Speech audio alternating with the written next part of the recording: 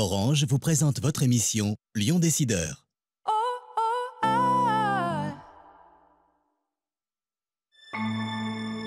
Parce qu'il est essentiel d'être conseillé, depuis 40 ans, nos équipes accompagnent votre entreprise de sa création à sa transmission.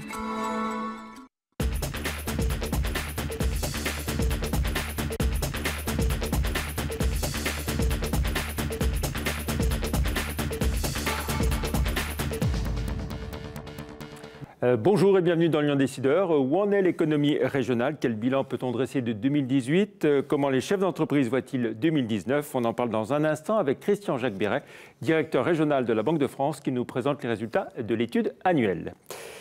À retenir dans l'actualité de ces derniers jours également, Visiative, au-delà de ses prévisions en 2018, la cité de la gastronomie se dévoile, le groupe Toupargel en sauvegarde, une acquisition pour Eupergie, croissance soutenue pour Esker, et puis Flash Info annonce le déménagement de Dalkia de Vaux-en-Velin à Villeurbanne. Cocorico pour Visiative, avec plus de 163 millions d'euros de chiffre d'affaires, il dépasse largement ses prévisions d'activité.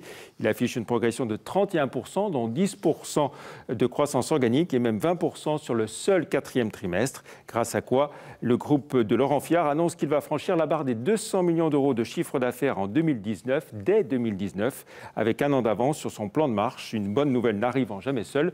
Le congrès de l'entreprise du futur a rencontré un grand succès avec plus de 3250 participants en janvier dernier. On en sait plus désormais sur le projet de la Cité de la Gastronomie au Grand Hôtel Dieu, en marge du CIRA. Présentation officielle de l'avancement des travaux. Explication avec Bertrand Frachon. Dans la Cité de la Gastronomie, on peut trouver des choses qui s'adressent à des publics différents. L'espace qui s'appelle le GastroLab, qui est dédié plus aux professionnels du secteur.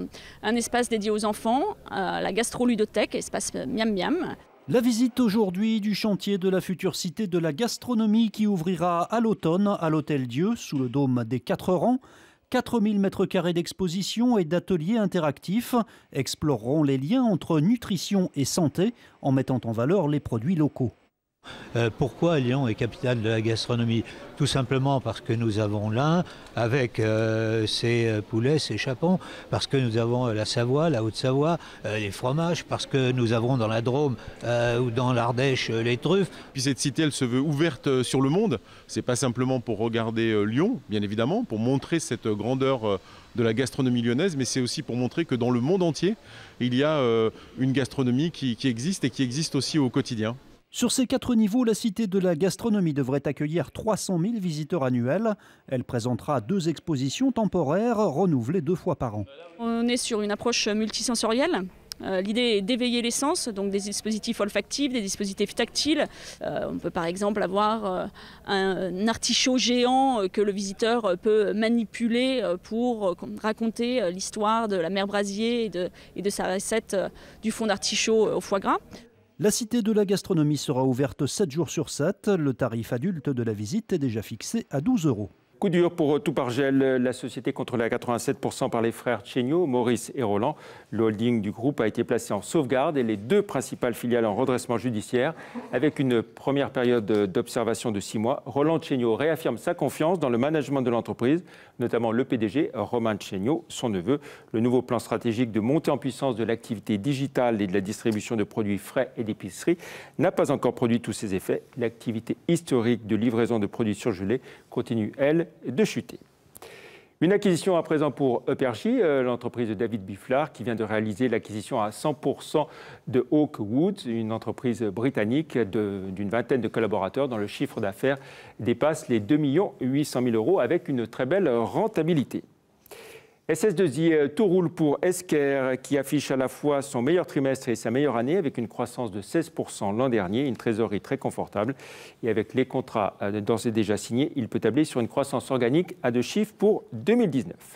L'info, Flash Info, c'est la direction régionale de Dalkia qui va quitter Vaux-en-Velin pour rejoindre Villeurbanne, près de la Doua, sur l'ancien site industriel de l'Oblica-Z. Un déménagement synonyme d'arrivée de plusieurs centaines d'emplois en terre villeurbannaise. On retrouve à présent notre invité, Christian-Jacques Biret, directeur régional de la Banque de France. Bonjour.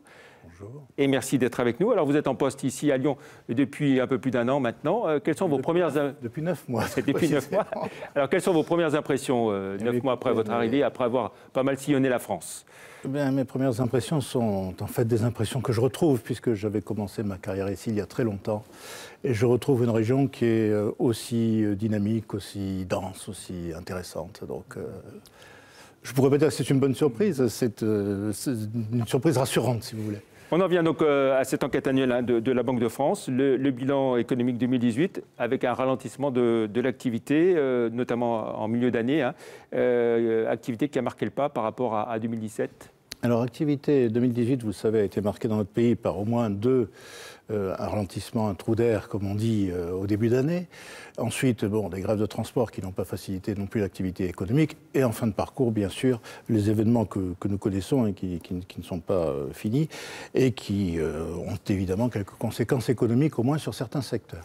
Alors, on reste quand même sur une croissance. Alors, on va détailler. On va commencer par l'industrie. Alors, l'industrie, d'abord une croissance qui est une année 2018 qui, par rapport à 2017, qui était exceptionnelle, il faut bien le dire, pour tous les secteurs, n'est pas si mauvaise puisqu'on a une croissance de 3, quand je dis nous avons une croissance, ce sont les chefs d'entreprise interrogés, 4500 chefs d'entreprise qui nous le répondent.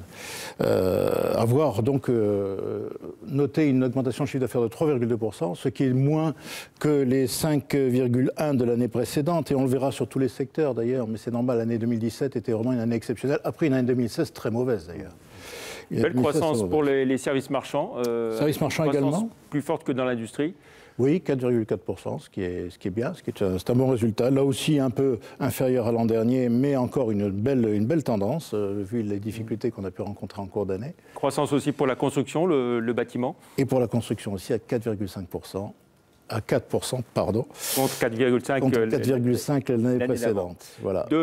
Mais contre 4,5 l'année précédente, mais 3% qui avait été prévu par les chefs d'entreprise l'année dernière. Donc en fait, ça, c'est une bonne surprise. Le bâtiment, la construction en général, c'est mieux comporté.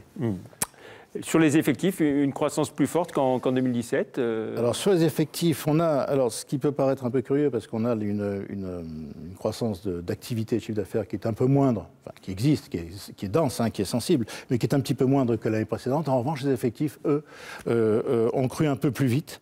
2,3% pour l'industrie, 2,5% pour la construction aussi. Et puis les services, bien sûr, à 3,5%, qui correspond d'ailleurs exactement, ça s'est peut-être trouvé comme ça, mais exactement à la prévision des chefs d'entreprise qui nous font la confiance de nous donner leurs chiffres en fin d'année. Un mot sur la rentabilité, les marges des entreprises. Les marges des entreprises, comme au plan national, de façon positive. Oui, comme au plan national, se sont plutôt un peu améliorées. Et la tendance pourrait se poursuivre malgré un environnement qui est tout de même national, international, qui n'est pas très confortable, qui n'est pas très facile. L'investissement à présent, 2018 a été marqué par une stabilité. Après, là aussi, une belle année de croissance en 2018. Oui, alors, voilà. 2017, c'était une année exceptionnelle. L'investissement, c'est qu'il y a toujours quelques mois de décalage tout de même, mais il se trouve que lorsque l'activité est meilleure, l'investissement redémarre quand même. À plusieurs mois, ça veut dire qu'on fait un peu confiance à l'avenir. Donc on a eu deux choses qui auraient pu gêner un peu l'investissement en fin d'année, faire un peu moins progresser. C'est le trou d'air du premier trimestre 2018, d'une part, et puis un surinvestissement de 2017, parce que l'année était tellement bonne qu'on avait beaucoup investi, et donc il y a une accalmie sur l'investissement qui, pour autant, continue un peu. Un mot sur l'activité à l'export. Alors, activité à l'export, on aurait... que le commerce extérieur reste lourdement déficitaire au niveau national. Que dans la région, Il n'est pas déficitaire dans la région. Il se tient plutôt bien, voilà. Disons qu'on a une augmentation de 2,7% qui avait été de 5,9% l'an dernier, donc un petit peu moins fort, mais tout de même, nous restons une belle région exportatrice, et ça se vérifie encore dans les chiffres de cette année. Alors, on va parler maintenant de 2019, puisqu'on y est, avec cette question que vous posez vous-même. Peut-on rester optimiste? Et votre réponse, c'est? Les chefs d'entreprise disent que oui. Les chefs d'entreprise disent que oui. Et les prévisions sont, même concernant les effectifs, sont intéressantes, puisque dans tous les secteurs, on a une augmentation. Alors, c'est la première année, depuis longtemps, où on avait eu dans l'industrie tous les secteurs, les sous-secteurs de l'industrie qui étaient en amélioration. Et dans les prévisions, on retrouve également cette bonne tendance. Disons que les chefs d'entreprise ont sont peut-être, d'abord ils travaillent beaucoup dans cette région, ils sont optimistes parce qu'ils savent que l'activité est dynamique. Je pense qu'il y a quand même un effet régional qui joue avec une région qui... Pardon. La croissance sera plus marquée, notamment donc pour l'industrie et les services, un peu moins marquée pour la construction de bâtiments. Un petit peu moins marqué pour la construction de bâtiments, on peut comprendre pourquoi. Vous avez vu les statistiques nationales auxquelles nous n'échappons pas non plus, avec une diminution des mises en chantier de 7% en plan national, de 7,1% pour les permis de construire. Donc les permis de construire, c'est l'avenir. Et il y a un sujet d'inquiétude, oui. Un peu un sujet d'inquiétude avec construction qui a été très favorisée, surtout pour une année faste pour les locaux professionnels, et qui, déjà en fin d'année dernière, a commencé à se tasser assez sérieusement pour le logement neuf, ce qui est d'autant plus inquiétant, je ne sais pas, mais en tout cas dommage que les conditions de crédit restent toujours extraordinairement favorables. Elles sont historiques même. Oui. Perspective toujours encourageante pour l'emploi, sur l'emploi. Aussi, pour l'emploi aussi, avec une difficulté, alors que j'ai constaté, parce que j'ai relu toutes les études, nos études de conjoncture que nous faisons tous les mois, depuis le début de l'année 2018, et il y a une constante qui revient, et dans nos conseils avec les chefs d'entreprise, c'est une remarque qui revient, qui est récurrente, c'est la difficulté de trouver de la main-d'œuvre. Pas forcément de la main-d'œuvre qualifiée, maintenant nous en sommes à des difficultés de retrouver de la main-d'œuvre tout court, quelquefois. Et là, c'est une remarque qui est récurrente. Et puis ce qu'il faut souligner, c'est quand même en 2018, je fais un petit retour sur 2018, et pour la première fois, la France a recréé des emplois dans l'industrie, ce qui n'était pas arrivé depuis des années. Un mot sur les créations d'entreprises, elles progressent bien aussi. Alors les créations d'entreprises progressent. En net, je pense qu'il faut plutôt demander ça à la Chambre de commerce, qui est mieux armée sur le sujet. Je pense que sur cette capacité de créer de la richesse, de créer des entreprises aussi, ce dynamisme, je pense que la région y est pour quelque chose. Y est pour quelque chose parce qu'elle est très, très forte au plan économique, c'est 12%, plus de 12% des effectifs employés.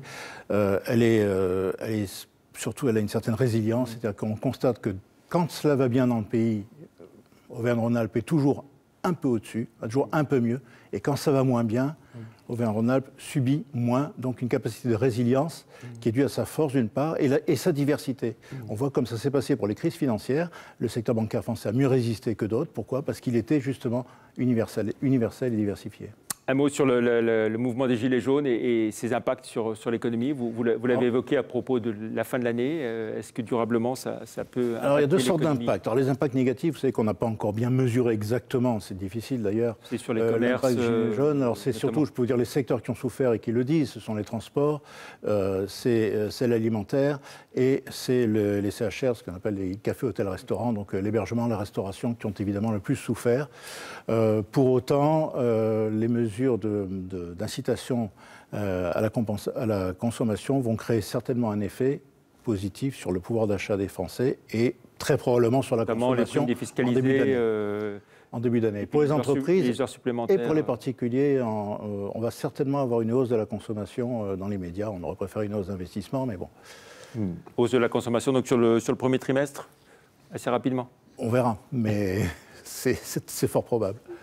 Merci beaucoup, Christian-Jacques Béret, d'être venu donc, dans Lyon Décideur nous présenter les résultats de cette étude, de cette enquête annuelle. Merci de la Banque de France. Merci, au revoir.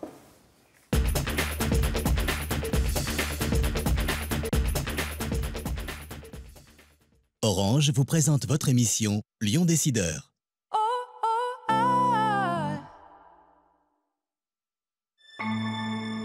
Parce qu'il est essentiel d'être conseillé, depuis 40 ans, nos équipes accompagnent votre entreprise de sa création à sa transmission.